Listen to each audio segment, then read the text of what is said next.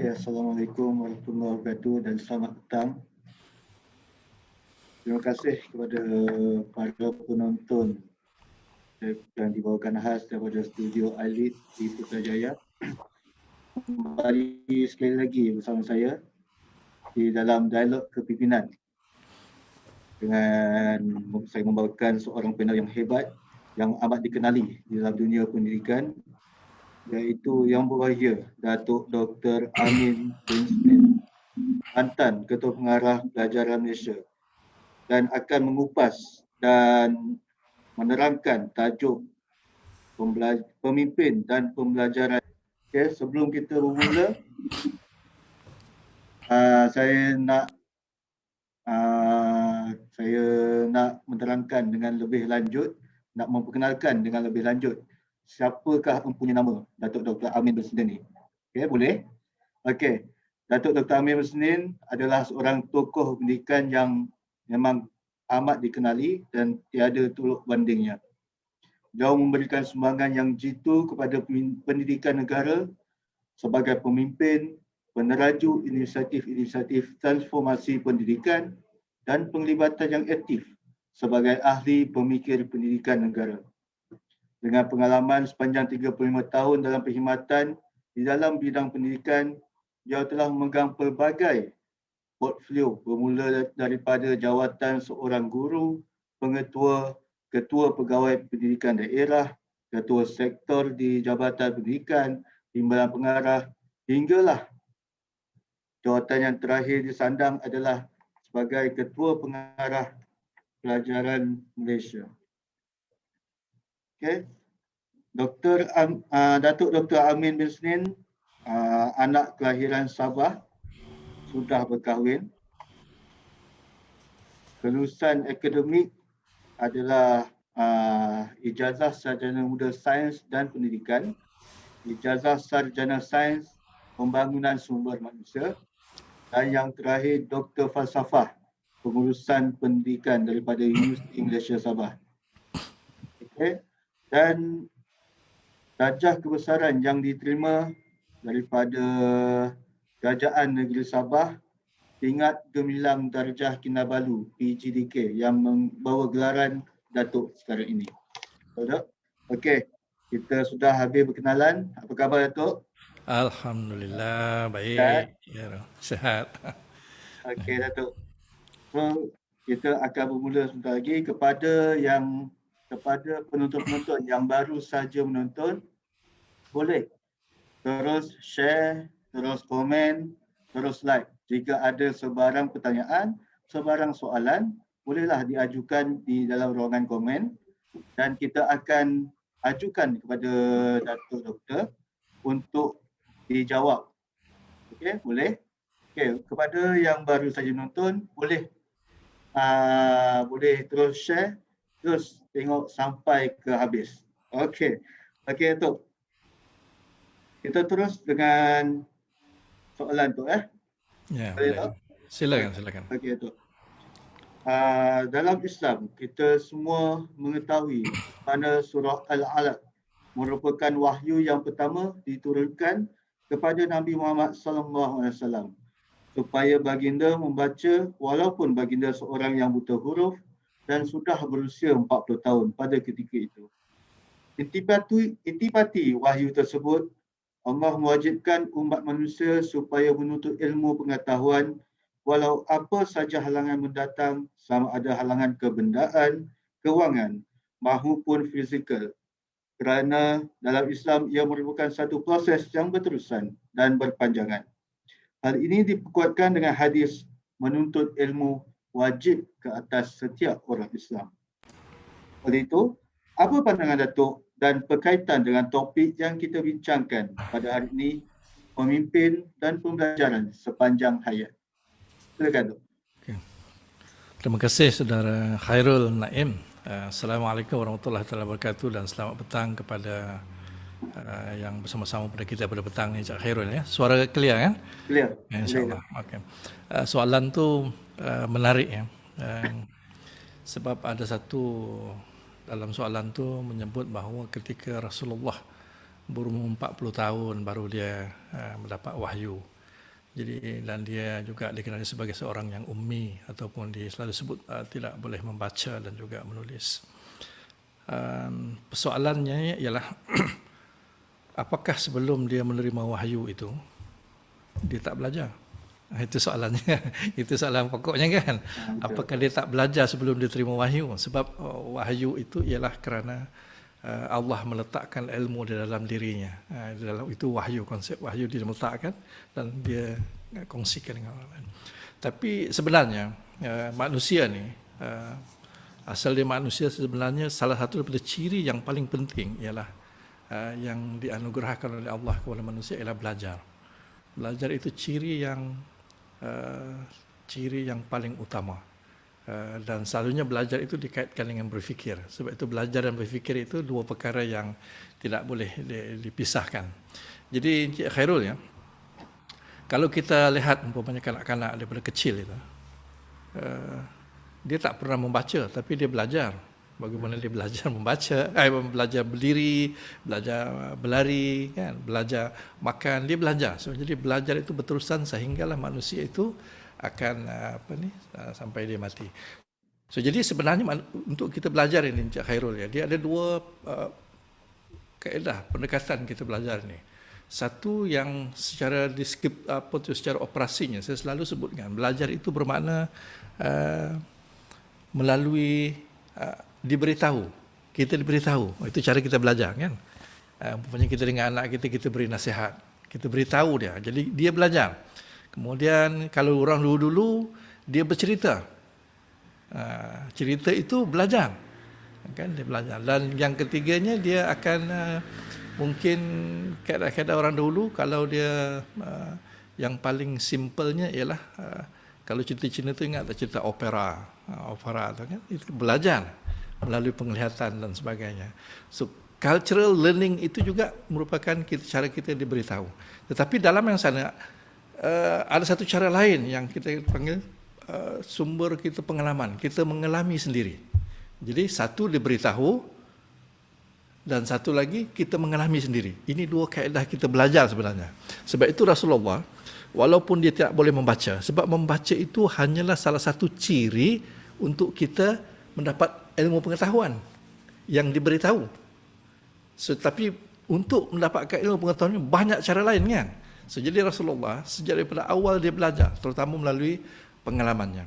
Dan pengalaman ni orang silap ya, Encik Khairul. Yang ini saya nak katakan ada kaitan dengan pelajaran sepanjang hayat. Pengalaman ini ialah sama ada kita mengalaminya melalui secara fizikal, pokoknya kita bersokan, kita belajar main bola sepak, itu pengalaman. Kita akan belajar banyak.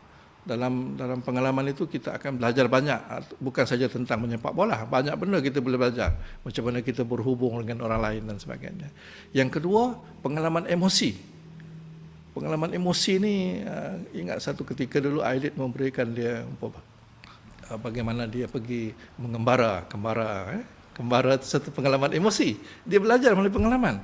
Dan ada satu pengalaman lagi yang orang lupa ialah pengalaman kejiwaan ataupun dipanggil spiritual.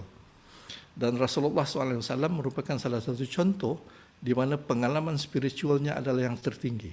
Ingat peristiwa Isra' dan Miraj itu, dia bukan diberitahu ya. Peristiwa Isra' dan Miraj itu ialah ilmu pengalaman yang Rasulullah sendiri alami. Sebab itu pengalaman itu sebagai sumber untuk kita belajar itu tidak boleh kita nafikan. Dan dia akan berterusan walaupun kita buta huruf. Sebab itu ibu bapa kita yang dulu-dulu dia buta huruf, tapi oleh kerana dia ada pengalaman itu mengajar dia, dan itu yang kita kaitkan dengan pembelajaran sepanjang hayat itu. Dia tidak menafikan pengalamannya dan dia tidak menafikan apakah ilmu pengetahuan yang diberikan kepada dia. So jadi itu masuk falsafah penting dalam pembelajaran sepanjang hayat. Maknanya dia belajar melalui ilmu pengetahuan dan dia belajar melalui ilmu pengalaman. So dua sumber ini adalah dua sumber yang paling penting dalam pembelajaran sepanjang hayat ya. Cik Khairul. Okey. Terima kasih Datuk atas penjelasan berkenaan topik yang kita akan bincangkan sekarang ini. So maknanya pembelajaran ni bukanlah hanya di dalam peringkat formal je, betul kan? Bukan. Maknanya macam je lah, samalah macam ibu bapa kita dulu pun bukannya semua habis sekolah.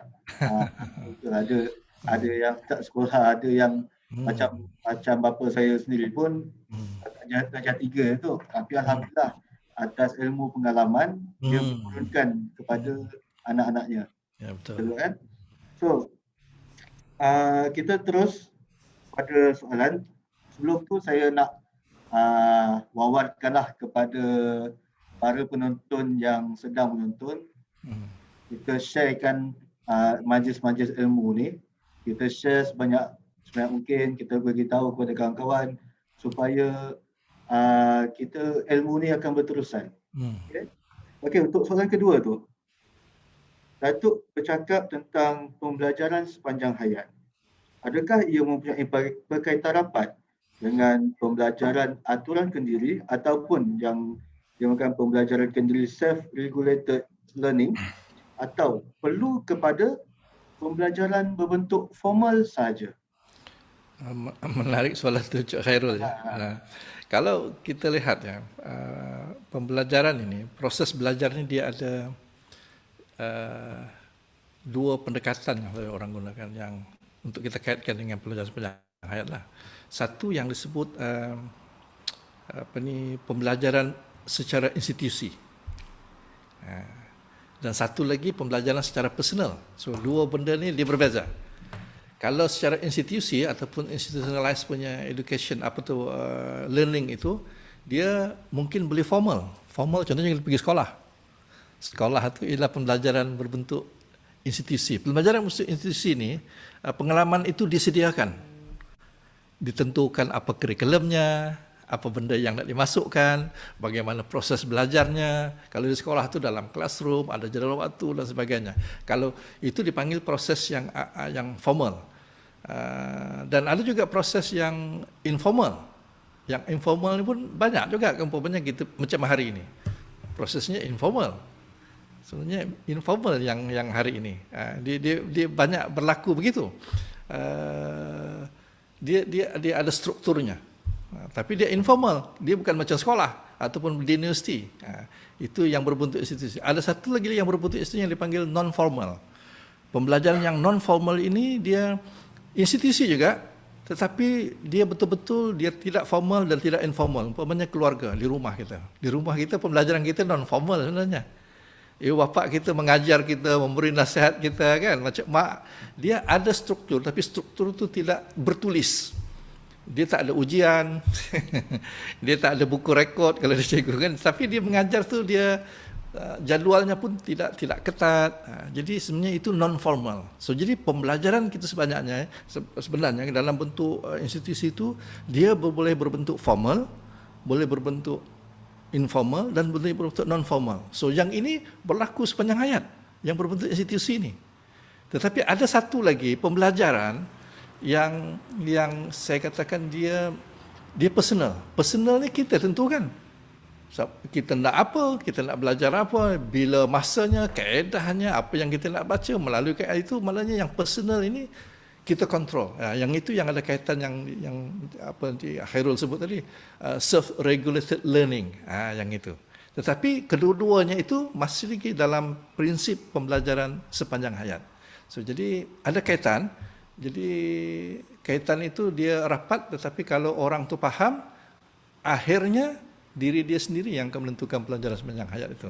Macam mana dia menguruskannya. Itu dia punya perbezaan lah. Okey, terima kasih Datuk. So maknanya ini maksud apa yang diterangkan oleh Datuk tadi, formal tu perlu ada institusi, di sekolah, di universiti, betul-betul kan? Informal tu dalam majlis ilmu macam sekarang ni lah. Dan non formal tu di keluarga, dalam keluarga itu sendiri. Dia institusi juga tapi keluarga kan. Keluarga. So maknanya pembelajaran ataupun pendidikan ni ada banyak peringkat lah. Daripada formalnya, daripada informalnya, daripada non formalnya. So sepanjang masa, makna kata sepanjang hayat kita akan belajar. Betul kan? Okey tu. So kita akan terus ke soalan ketiga tu. Okey tu. Hari ini kita masih diuji dengan pandemik COVID-19.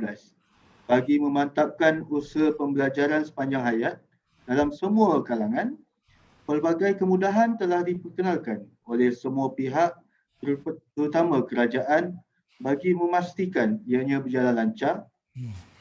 Banyak program dilaksanakan sama ada secara dalam talian, sebagaimana program dialog kepimpinan sekarang ini, dan tidak kurang juga program bersemuka dalam skala yang kecil. Saya percaya, walaupun pelbagai usaha dibuat, namun masyarakat kita pada hari ini masih belum sepenuhnya dapat menerima situasi ini, apatah lagi dalam menyematkan konsep pembelajaran sepanjang hayat dalam diri mereka melalui pelbagai platform. Apa komen Datuk? Pasal sekarang ni kan zaman pandemik tu kan. So banyak pembelajaran kita ni dah daripada norma biasa. Daripada yang dulu boleh pergi sekolah, boleh belajar sama-sama. Sekarang ni macam sekarang lah. Kita mengadap laptop, mengadap handphone masing-masing. Kita dengar apa yang cikgu cakap, apa yang cikgu ajar. Tapi kita tak dapat rasai ataupun kita tak dapat rasa apa sebenarnya yang diajar macam tu. Boleh Datuk komen sikit yang sekarang ni? Dia menarik bila pandemik ni berlaku, kebanyakan kita tidak sedar sebenarnya apa yang disebut sebagai learning space ataupun ruang pembelajaran itu telah berubah daripada apa yang kita fikirkan. Kalau dulu umpamanya sebelum pandemik, kebanyakan orang menganggap ruang belajar itu ialah bilik darjah. Dia bayangkan bilik darjah itu sebagai ruang pembelajaran. Tetapi apabila berlakunya pandemik ini, bilik darjah itu sudah pecah. Sebab pada ketika itulah kita dapati anak-anak kita berada di rumah. Tapi sebenarnya pembelajaran kena berlaku. Jadi ruang pembelajaran itu bukan saja berlaku dalam classroom, tetapi juga berlaku di rumah. Dipanggil family space. Satu kita panggil school space, classroom space. Satu sekarang family space.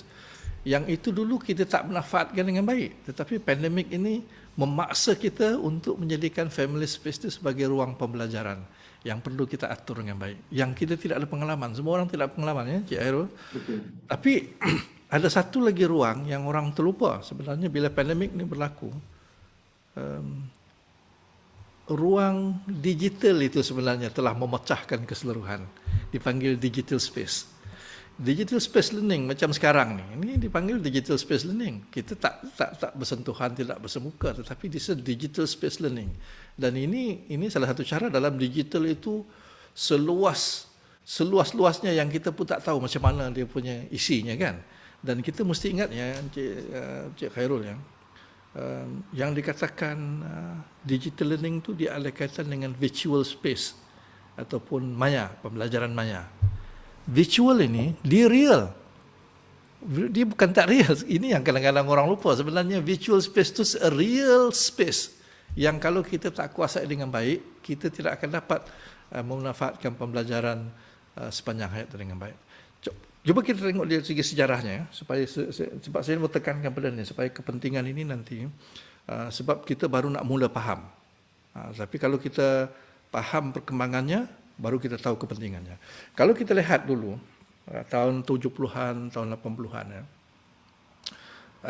pada ketika itu dia disebut sebagai ledakan pengetahuan, knowledge explosion. Ingatlah istilah pada ketika itu. Evelyn Toffler, John Nesbitt, dia menggunakan istilah ledakan pengetahuan. Sebab pada ketika itu maklumat melalui komputer dan sebagainya kan. Tapi pada ketika ini, yang kita berada di apa yang dipanggil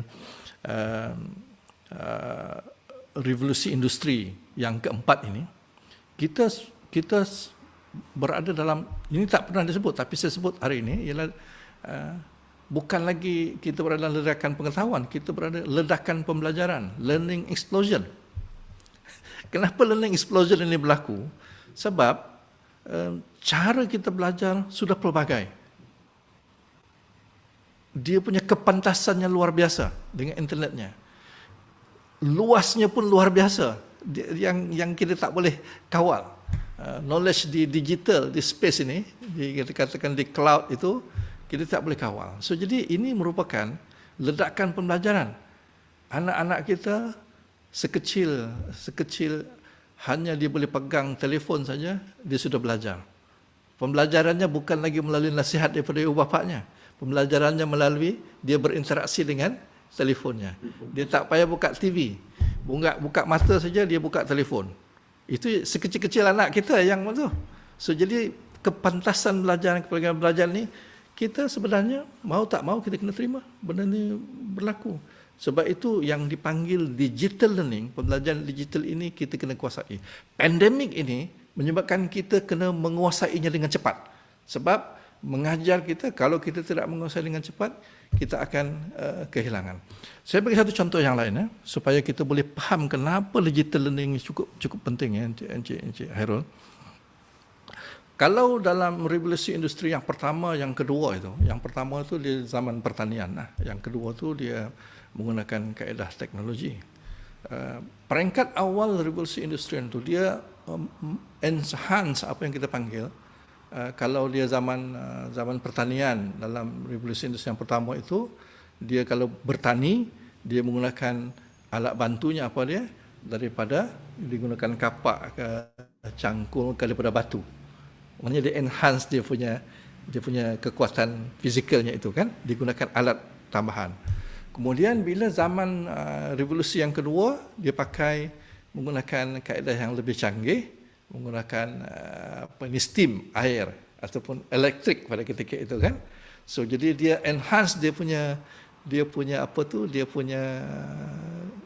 kekuatan fizikalnya dengan alat yang dengan enjin steam lah, kereta lah, bukan pakai kuda lagi kan, dia pakai kereta dan sebagainya.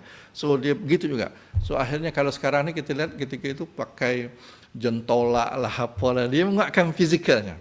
Tapi bila masuk ke revolusi industri yang ketiga, perhatikan ni Encik Hairul ya. Pada ketika itu komputer. Saya ingat lagi pada tahun ketika saya tingkatan 6 ya, tingkatan 6 saya ada komputer yang paling mudah pada ketika itu ialah kalkulator. Kalkulator itu adalah komputer yang paling mudah. Komputer yang pertama sebesar bilik darjah, keupayaannya ialah hanya boleh mengira, menulis, mendarab, menolak, tambah dan bahagi, itu saja. Sebesar bilik darjah komputer pada kita. Tetapi orang lupa yang di-enhance itu bukan fizikalnya. Komputer yang pertama tu dia telah menambahkan kekuatan manusia itu dari segi mindanya. Dia sudah menerobos minda. Jadi komputer itu sudah lari daripada industri pertama dan industri kedua yang hanya menguatkan dia punya fizikalnya. Sekarang dia sudah mula menerobos minda. Sebab itu dia tak perlu mengira banyak, dia pakai kalkulator saja. Peringkat awal tu kan, tak payahlah dia nak menghafal sifir, dia pakai kalkulator dia boleh buat. Sebab maknanya komputer sudah membantu minda kita. Kerja-kerja rutin berfikir itu dia sudah ambil dari segi pengiraan dan sebagainya.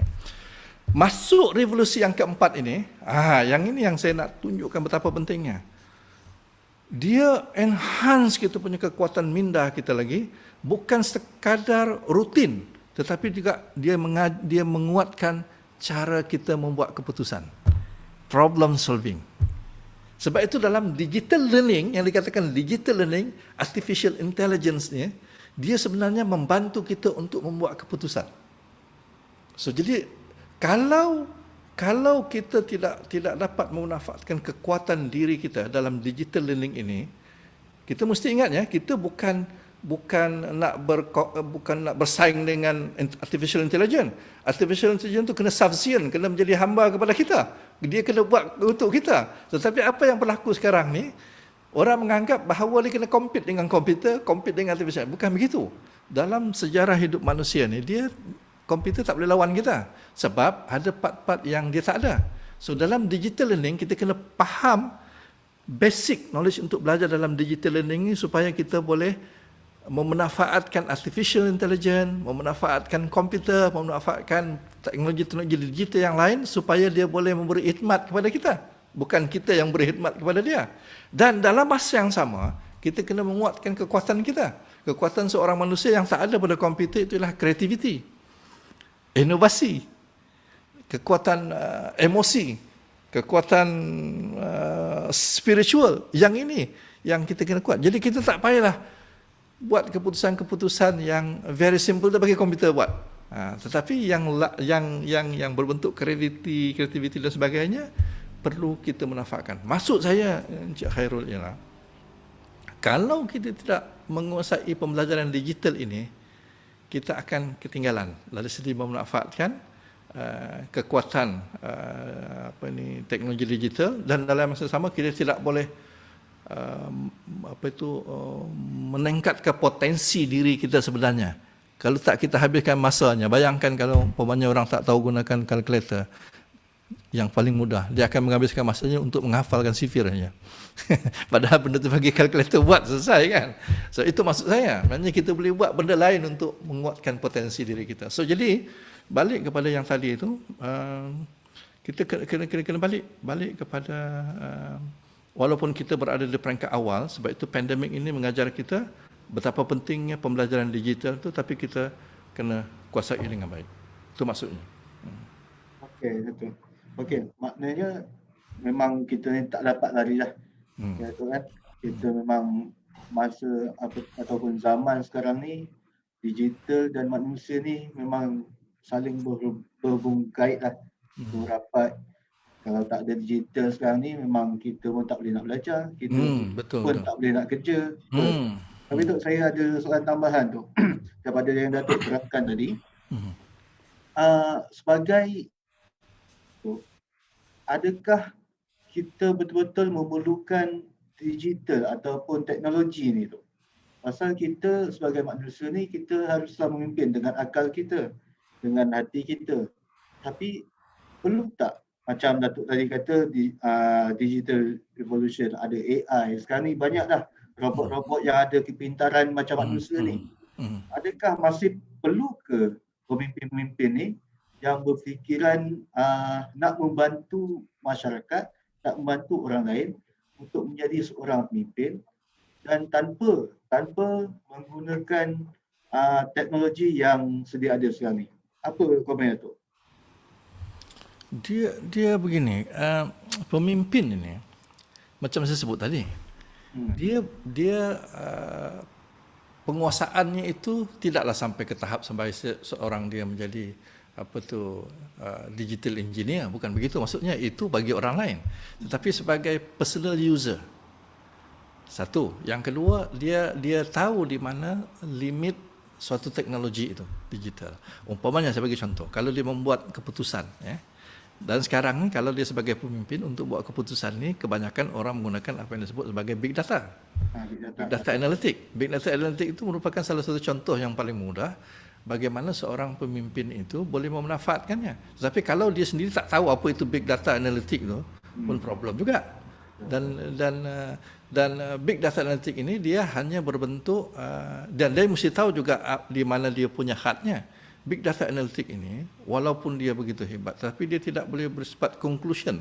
Dia hanya berbentuk correlational. Dia itu berbentuk apa ni kata orang kesan apa dia panggil sebab musabab. Sebab musabab itu dia tak boleh tentukan dalam big data. Big data hanya menentukan pattern saja. Pattern saja ditunjukkannya. Dia berbentuk correlational. Tapi tidak semestinya betul. Dan di sini kekuatan kita sebagai manusia pemimpin, bagaimana kita menggunakan big data analytic itu dalam konteks digital learning itu untuk membuat keputusan yang betul. Sebab big data itu hanya memberikan kita pattern, begitu saja. Kan? Analisisnya hanya begitu. Tapi akhirnya seorang pemimpin, sebab itu kekuatan seorang pemimpin itu berdasarkan maklumat ataupun pengetahuan ataupun apa yang ada yang seadanya itu, dia boleh buat keputusan. Dia tak boleh tunggu maklumat lengkap. Dia tak boleh tunggu semuanya ada baru buat keputusan. Ada ketikanya keputusan yang dia buat. Sebab itu pemimpin yang baik, paling mudah kita boleh sebut ialah dia mesti boleh buat keputusan yang sehabis baik, yang tepat, boleh menyelesaikan masalah. So maksud saya ialah dia perlu memahami dan juga perlu menguasai basics kepada teknologi yang ada. Kalau tak, nanti dia tak tahu di mana limit penggunaannya dan dia tak tahu macam mana mau memanfaatkan kegunaannya. Itu maksud saya. Okey, tu. Okey, terima kasih. So, kita terus ada soalan daripada penonton Tok, kita selingan Okey, sekejap. boleh? Assalamualaikum Datuk. Sebagai pelajar sekolah menengah, bagaimana cara untuk memfokuskan diri kepada pembelajaran dan dalam masa yang sama menanam rasa kepimpinan dalam diri? Daripada Aidil Azizi. Dia tak macam mana tadi menanamkan semangat apa tadi tu? Bagaimana cara untuk memfokuskan diri kepada pembelajaran dan dalam masa yang sama menanam rasa kepimpinan dalam diri? Dia satu saja saya nak sebut. Kalau apa pun yang kita nak buat sebagai seorang pelajar, sebagai seorang dewasa dan sebagainya, yang boleh menyebabkan seorang itu boleh menguasai suatu perkara sama ada pembelajaran dan sebagainya ialah disiplin. Disiplin ini jangan bayangkan disiplin macam tentera punya disiplin. Itu disiplin ada peraturan-peraturan begitu, itu disiplin juga. Tadi disiplin yang saya maksudkan ialah keterikatan kita kepada suatu perkara yang menyebabkan kita boleh move ataupun bertindak dengan lebih baik. So, jadi umpamanya kalau belajar, tidak ada suatu benda yang kita perolehi tanpa kita memerlukan pengorbanan. Semudah-mudah pengorbanan pun pengorbanan dari segi masa, dari segi tenaga, dari segi kita punya keselesaan, kan? Sebab itu disiplin itu maknanya dia adalah keterikatan kita, amalan kita yang berterusan kepada satu perkara. Sebab itu kalau umpamanya kalau kita solat itu di peringkat awal susah, tapi akhirnya bila kita selalu amalkan, sebab disiplin itu menyebabkan kita buat begitu, menyebabkan solat itu menjadi satu perkara yang tertanam dalam kehidupan kita. Akhirnya kalau kita tak solat kita susah hati. Sampai peringkat begitu maksudnya, kan? Sama dengan belajar. Sama dengan kita membaca buku, di peringkat awal tu memang sukar, tapi oleh kerana disiplin, keterikatan keterikatan kita kepada amalan peraturan yang kita buat sendiri itu, akhirnya dia akan tertanam dalam diri kita dan satu hari nanti dia akan menjadi habit dalam diri kita dan kita akan berterusan. Jadi sama ada dia nak belajar di peringkat awal ini mesti disiplin kena ada. Dan nak jadi pemimpin pun disiplin itulah yang akan menyebabkan seorang pemimpin itu akan jangan bayangkan disiplin macam disiplin sekolah, peraturan sekolah itu satu hal lain, tapi disiplin diri yang saya masukkan itu. Maknanya keterikatan kita kepada apa yang kita mahu dan peraturan yang kita buat dalam diri kita. Itu yang menyebabkan kita berdisiplin, yang kita boleh menguasai apa yang kita nak, sama ada belajar ataupun tidak jadi pemimpin. Okey tu, betul tu. Apa yang penting disiplin. Menjawab soalan Aidil Azizi. Buat kan?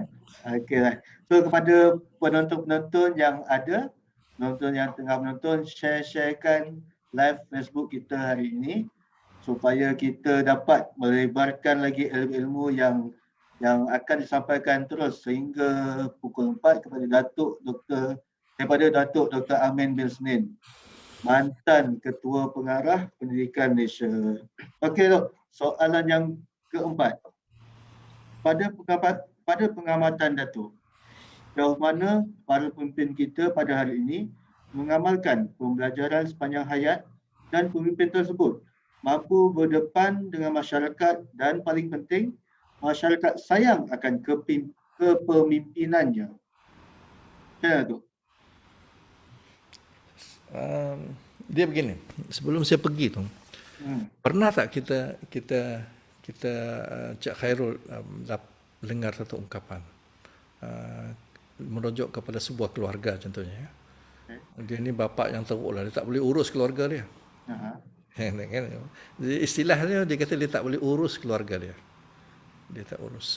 Sebenarnya Cik Khairul ya, seorang pemimpin itu dia sebenarnya dia punya ruang bertindaknya ialah pengurusan.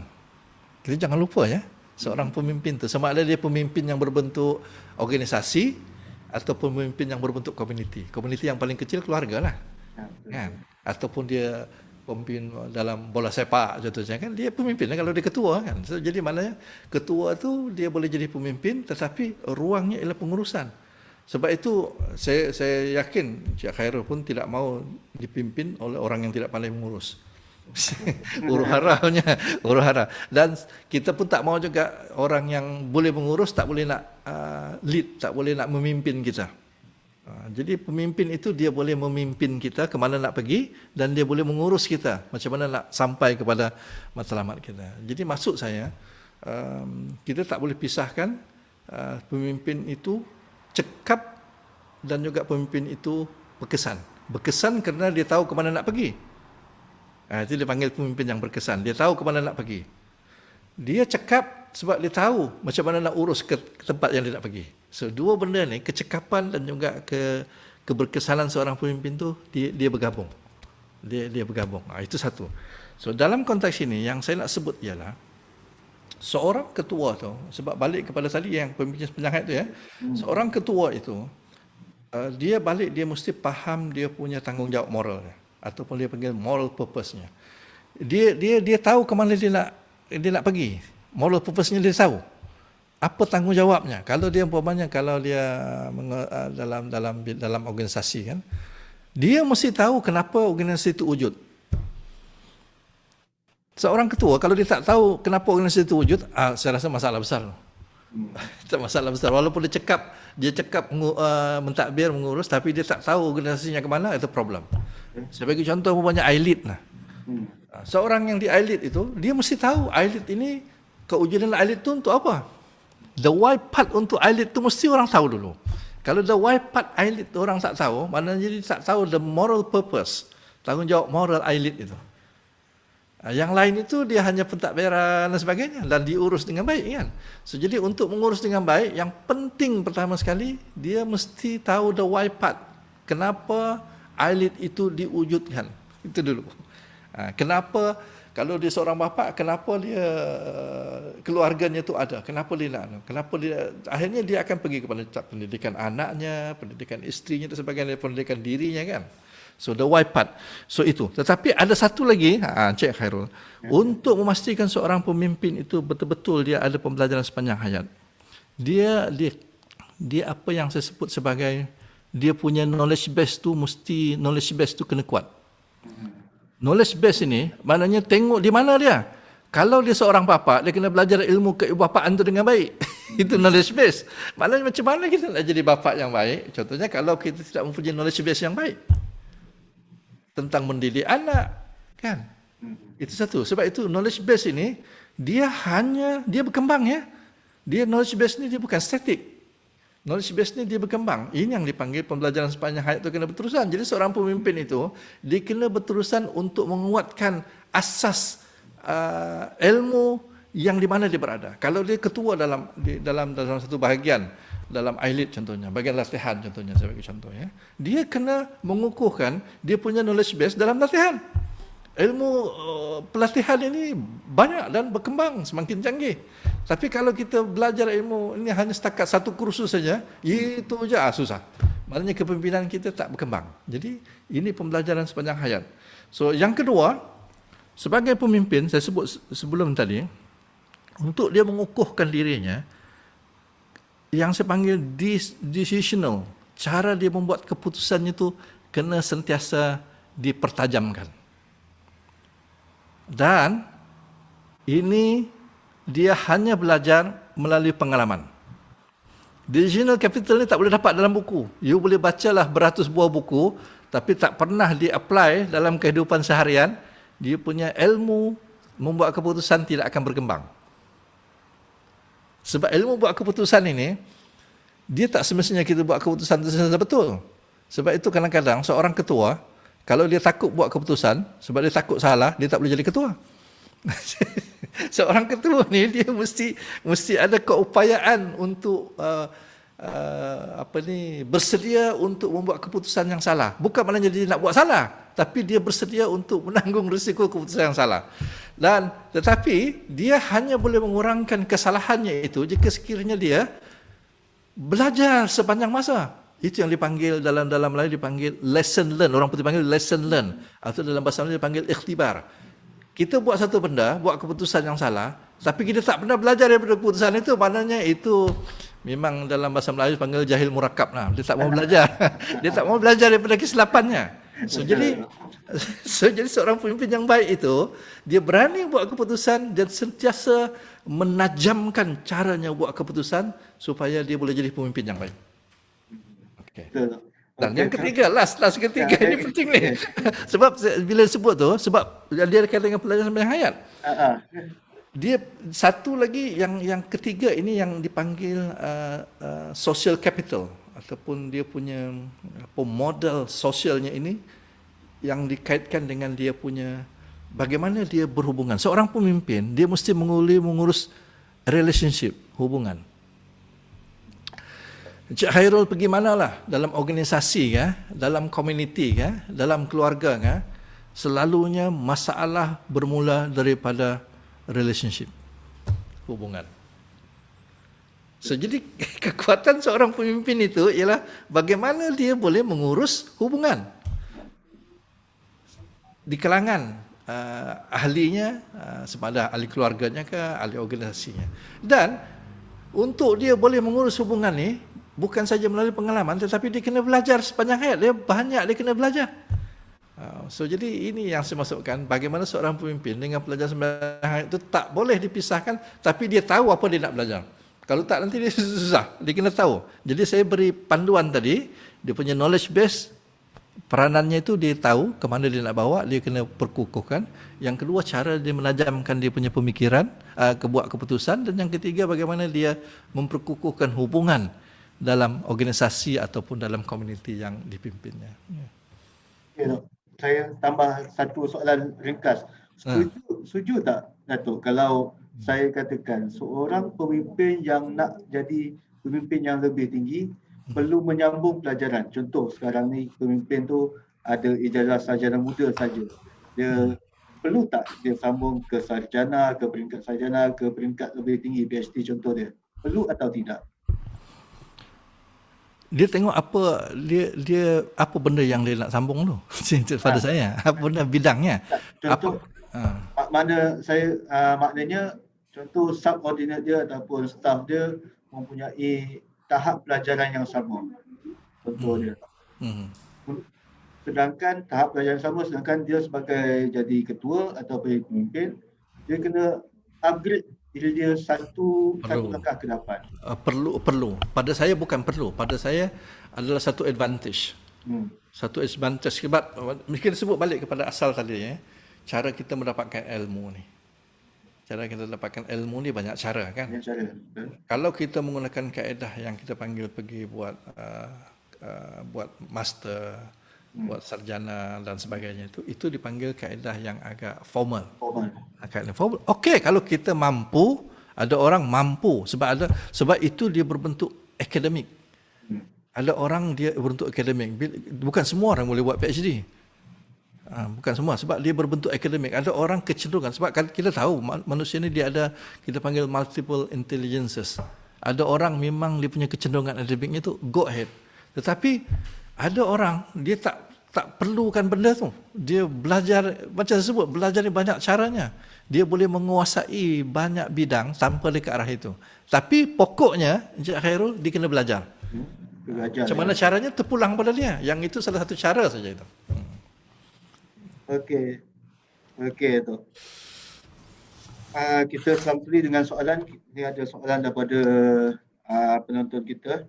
Assalamualaikum Datuk. Soalan saya, apa pandangan Datuk berkenaan kepimpinan seseorang dipengaruhi oleh persekitaran dan sokongan dari orang sekeliling? Itu dipanggil pengaruh budaya, cultural. Dan kita jangan remeh cultural. Cultural punya pengaruh ini dalam diri kita memang kuat. Sebab itu keupayaan kita ialah untuk mengenal pasti apa ciri-ciri cultural yang menyebabkan kita tidak boleh moving forward.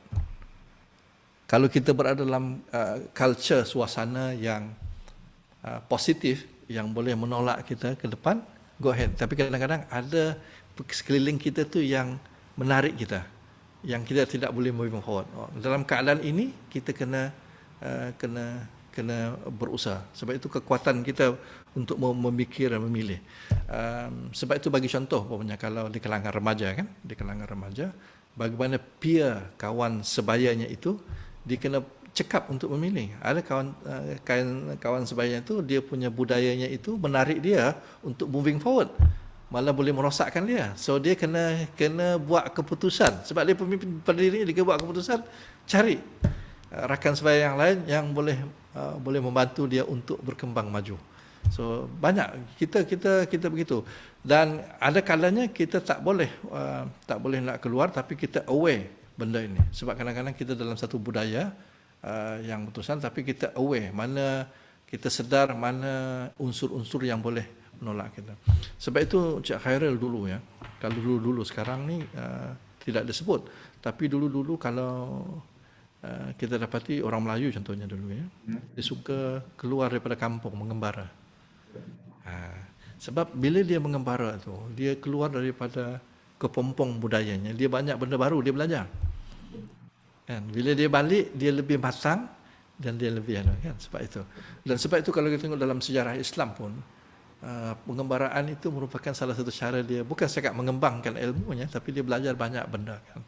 So kita sekarang ni saya tengok budaya untuk melancong. Melancong itu sebenarnya mungkin orang anggap sebagai untuk berhibur, tapi sebenarnya melancong itu banyak mengajar kita untuk berfikir dan reflect kepada diri kita balik. Oh, kenapa orang ni buat gini, orang buat ni. So jadi itu adalah proses pembelajaran yang non formal yang kita betul. So betul lah apa kata tu, memang persekitaran tu membawa kesan lah kepada pemimpin, setengah pemimpin tu kan. Okey Tok, ada lagi soalan daripada penonton daripada Samsul Baharil ni. Bagi mencapai status negara maju, pembelajaran sepanjang hayat menjadi kemestian untuk kerajaan menterjemah pelbagai inisiatif serta memastikan transformasi negara mencapai status ekonomi berpendapatan tinggi. Apakah rancangan dan tindakan kerajaan bagi memastikan matlamat ini tercapai tu? Apa yang boleh Datuk cadangkan kepada kerajaan untuk mencapai status negara maju berdasarkan pembelajaran sepanjang hayat ni? Okey. Mungkin ini tidak difikirkan lagi, tapi saya ajak penonton yang bersama dengan kita dan juga mungkin orang lain memikirkan begini. Selalunya kita memikirkan bahawa salah satu sumber ilmu ni melalui membaca, kan? Membaca, dan kerajaan pun sudah kempen membaca dan sebagainya. Pada saya kata itu bagus.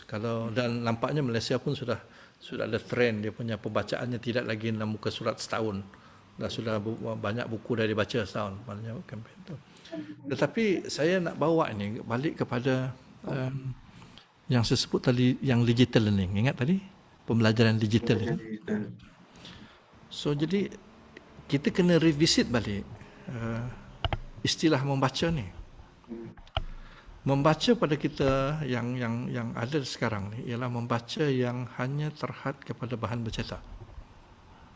Sebab itu bila kita kata membaca itu dia hanya bahan bercetak. Tapi sebenarnya kalau kita lihat balik, even di zaman Rasulullah, zaman dulu-dulu yang tak katakan membaca bahan bercetak, tak ada tu. Sebenarnya kita membaca dalam konteks yang lain. Kalau saya ambil ya, di zaman sekarang ni membaca, istilah yang selalu orang gunakan multimedia. Multimedia. Kita membaca multimedia. Multimedia tu maknanya bukan setakat bahan bercetak, tapi juga kita membaca gambar, kita membaca video, kita mendengar suara. Sebenarnya kita dengar tu, kita baca suara tu, tapi melalui pendengaran. Jadi bila sebut membaca itu, dia bukan input yang masuk. Membaca tu yang dalam kepala kita. Membaca itu bukan maknanya yang kita baca bahan bercetak gitu. Itu bahan bercetak salah satu. Tetapi konsep membaca sekarang ni, sekarang dalam digital ini ialah kalau kita tengok anak-anak kita, dia tak baca buku tapi dia tengok YouTube. Lagi banyak maklumatnya daripada dia baca buku. So jadi bagaimana sekarang ni, maksud saya, kalau kita nak menguasai jadi negara maju yang cepat, pertama kita kena membaca, dalam berarti kata mendapatkan ilmu pengetahuan sebanyak mungkin yang kita boleh amalkan melalui multimedia. Tetapi kita tidak ajar anak kita bagaimana membaca video. Sebab itu dia boleh tengok video yang entah apa-apa punya video. Macam dulu kita ajar anak kita membaca. Tapi kita kata jangan baca bahan ini, jangan baca bahan ini, jangan baca buku ini, jangan baca buku ini. Sebab buku ini tak menyuburkan minda, tak menyuburkan jiwa. Baca buku ini, bagus. Sama juga dengan video. Jangan sepatutnya video ke apa ke semua ini kita kata jangan tengok. Dalam YouTube ini, wah ilah Allah, banyak. Tetapi kita saja nak pilih bahan yang mana. So jadi kita kena ajar anak kita macam mana membaca multimedia, bahan-bahan video ini. Yang ini mau tidak mau adalah sumber dalam pembelajaran digital. So jadi maksud saya, Cik Khairul tadi, kalau kita jadi negara maju cepat, kita jangan bergantung kepada buku saja untuk kita cepat untuk menguasai bahan-bahan. Ingat tadi, ledakan pembelajaran itu, kaedah belajar itu banyak. Dan kaedah membaca itu bukan satu, tapi kaedah multimedia itu kena difikirkan. So yang ini kena difikirkan balik, kena di-redefine balik, kena fikirkan balik, dan bagaimana kita menghasilkan satu kemahiran, kompetensi untuk anak-anak kita, bukan sekadar membaca buku, tetapi membaca multimedia. Betul, Dok. Sekarang ni ialah kita nak berkata tentang membaca tu banyak aspek tu. Betul. Itu pun kita membaca tapi tak dikategorikan pakai membaca. Betul tak kan? So, untuk pengetahuan penonton semua, betul lah, kita tepatlah kita punya panel hari ni kalau bercerita bab membaca, inilah dia ikon tokoh membaca tahun 2019. Dah membaca beratus buku-buku ilmiah pendidikan. Betul tak kan? Gitulah sikitnya, tak banyak pun.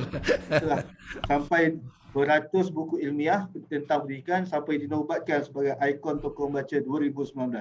Okey, Dok. Ada satu lagi soalan penonton. Saya bacakan. Yang last lah soalan penonton rasanya. Assalamualaikum, Dok. Sejauh manakah kesiapsiagaan kepimpinan di Malaysia ini mengalami perubahan landscape ke arah masyarakat digital 5.0. Dulu 4.0, sekarang 5. Apakah peranan institusi pendidikan dalam memupuk kesiapsiagaan dan keselarasan tentang IR 4.0 dan Digital Society 5.0 sentiasa sejajar dan berada dalam landasan yang sama untuk melahirkan seorang future leader yang UCA proof kepada Muhammad Ashraf. Ya, UCA itu jadi apa tu, VUCA, dipanggil VUCA. Dipanggil VUCA, yang volatility dan sebagainya itulah. Uncertainty. Ya, betul. Okay. Yang begini, sebenarnya Malaysia ini yang menjadi concern saya ialah gap. Satu segmen masyarakat kita dia sudah agak advance dalam digital learning ini. Betul. Tetapi ada satu segmen lagi ialah dia masih berada di fasa awal dalam digital ini. Dia baru nak kenal. So ini kita kesan apabila berlakunya pandemik. Bila berlakunya pandemik ini kita dapati bahawa gap di antara the have and don't have ini agak besar. So jadi pada saya sebab itu dari segi perubahan ini ialah dalam pendidikan saya selalu share dengan kawan-kawan ialah bagaimana kita nak mengurus gap ini. Kita dah tahu dah kita nak menguasai ini, kita dah tahu ke mana kita nak pergi dan memang sebahagian segmen masyarakat dah ke arah itu. Dan sebahagian lagi tapi kita nak mengurus ini. Dan yang ini saya rasa yang menjadi cabaran besar kita. Dan untuk mengurus ini kita perlu melihat balik bukan infrastruktur tu no question, tak compromise, kena buat infrastruktur internet dan sebagainya itu kena buat, kena teruskan. Tetapi saya rasa mengurus dia punya kompetensi mengurus keupayaan. Sebab kita tak boleh go dia punya secara flow begitu saja tanpa kita secara kritikal. Contoh mudah tadilah saya bagi contoh ya.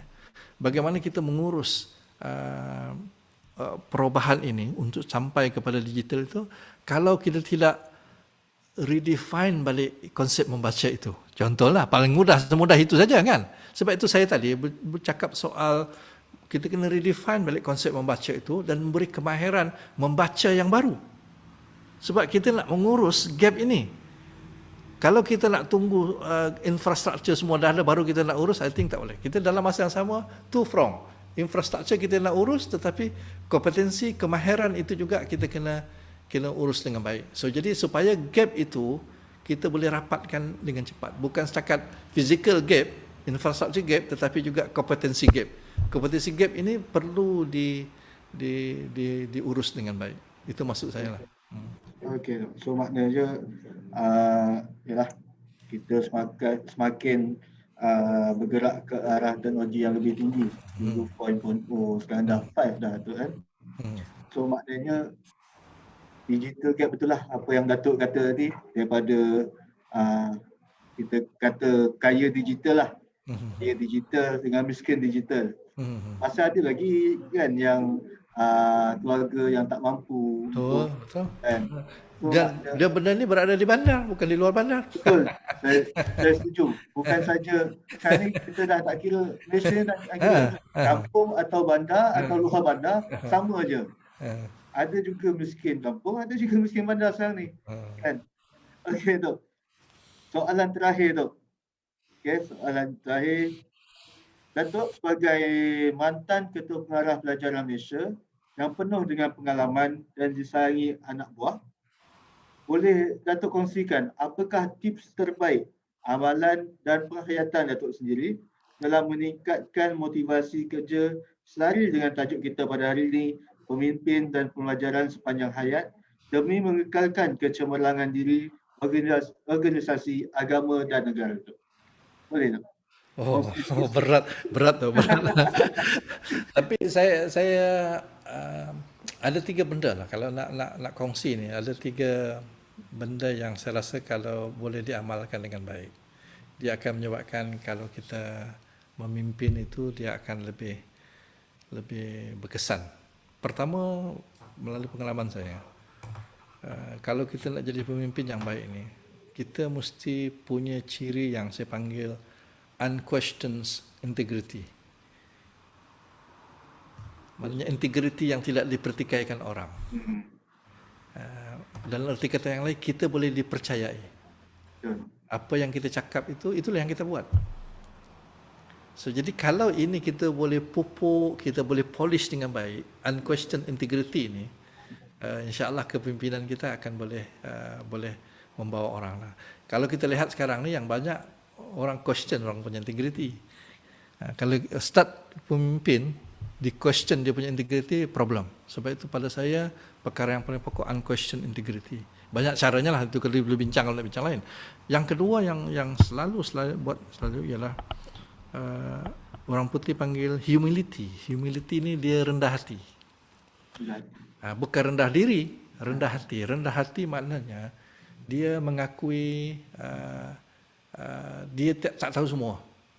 Kalau kita sebagai pemimpin ni, kita rasa kita tahu semua, problem tu. Maknanya dia tak rendah hati. Rendah hati maknanya dia mengakui kelebihan orang lain, mengakui kehebatan orang lain. Sebab sebagai pemimpin, kita kena memanfaatkan semua kelebihan orang ni, kita punya rakan-rakan untuk kita bergerak ke depan. So, rendah hati ni is very important sebagai seorang ketua.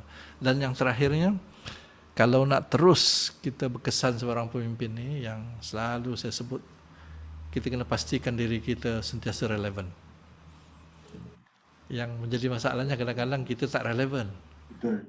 Bila kita tak relevan, sebab apa kita tak relevan? Kita tak belajar sepanjang hayat. Kita tak tingkatkan kita punya knowledge base, tak tingkatkan kita cara buat keputusan, tak tingkatkan kita punya social skill kita. Yang ini yang menyebabkan kita tak relevan dalam organisasi, tak relevan dalam komuniti, kadang-kadang tak relevan dalam keluarga dia pun. So saya rasa itu mungkin insya-Allah lah yang itu adalah di antara perkara yang jadi amalan saya, dan mudah-mudahan saya boleh kongsikan dengan orang lain juga benda ni supaya menjadi amalan. Mudah saja benda tu, tapi sukar untuk kita Betul. disiplin ke arah itu, sukar. Tapi kalau kita hendak, boleh. Betul tu. Itulah tips yang mudah tapi kita susah nak amalkan tu. Kan? Banyak, ialah bukan Datuk seorang je, banyak pemimpin hebat seperti Datuk yang ada bagi tips, tapi sebagai ialah kita insan-insan yang kerdil ni nak mengamalkan istiqomah tu. Istiqomah tu tak ada. InsyaAllah atas perkongsian tips daripada Datuk Dr. Amin bin Senin, semoga kita semua akan jadi seorang pemimpin yang hebat, seorang manusia yang hebat akan datang. Okey tak? So itu saja soalan untuk setakat ni tu. Kita akan berjumpa lagi sebelum tu. Selepas ini kita akan ada poster promo untuk dialog kepimpinan akan datang. Iaitu pada, tengoklah selepas ini poster promo ada surprise untuk tuan-tuan dan perempuan. Untuk dialog kepimpinan kita akan bawakan artis mungkin selepas ini. Ya Tok. Okey Tok. Terima kasih banyak-banyak. Saya mohon maaf, ampun kalau ada salah silap daripada saya dan pihak Elite. Terima kasih banyak kerana sudi bersama kami. Terima kasih juga lah jemput saya. InsyaAllah Tok. Jangan ralat Tok. Mungkin kita akan jemput lagi Tok selepas ni. InsyaAllah boleh, tak ada masalah. Okey. Terima kasih banyak. Assalamualaikum warahmatullahi wabarakatuh. Waalaikumsalam warahmatullahi wabarakatuh.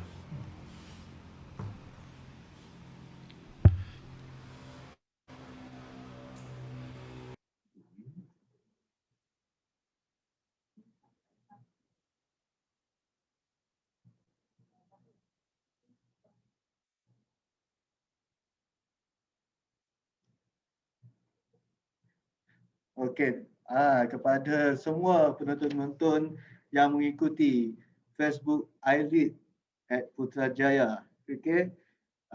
Pada 20 April ini, pada bulan puasa, kita akan ada dialog kepimpinan bersama Ustazah Asma bin Harun, pendakwah bebas, dan bersama yang binti Harun, bersama Yang Bahagia Datin Sri Ismailina binti Ismail, penaung Puspanita Cawangan KBS, dengan tajuk perkongsian mereka adalah apabila suri bersuara. So apabila nak bertanya apa sebenarnya yang suri bersuara ni, so jangan lupa bersama-sama moderator kita Cik Nur Izan binti Ahmad untuk kita mengupas dan menerangkan dengan lebih lanjut apakah tajuk yang ingin dibawakan oleh mereka berdua. Okey. Dan seterusnya, pada 28 April 2021, kita bawakan Ustaz Muhammad Syahri bin Abdul Rahman, jurulatih utama Tadabbur Center dan pernah juga keluar kat TV kalau awak perasan, dengan tajuk Al-Fatih, memimpin di usia muda, pada 28 April 2021 pagi 10.30 pagi di Elite KBS bersama moderator hebat Encik Muhammad Aziz Nazwan bin Zakaria. Okey, so jangan lupa kita teruskan dengan DK kita lock siap-siap tarikh dialog kepimpinan agar kita tak terlepas peluang menimba ilmu yang diberikan. Okey, sekian daripada saya Muhammad Tuan Naim, minta maaf salah silap saya daripada hujung rambut hingga hujung kaki sepanjang kita berdialog. Okey. Semoga kita berjumpa lagi. Assalamualaikum warahmatullahi wabarakatuh.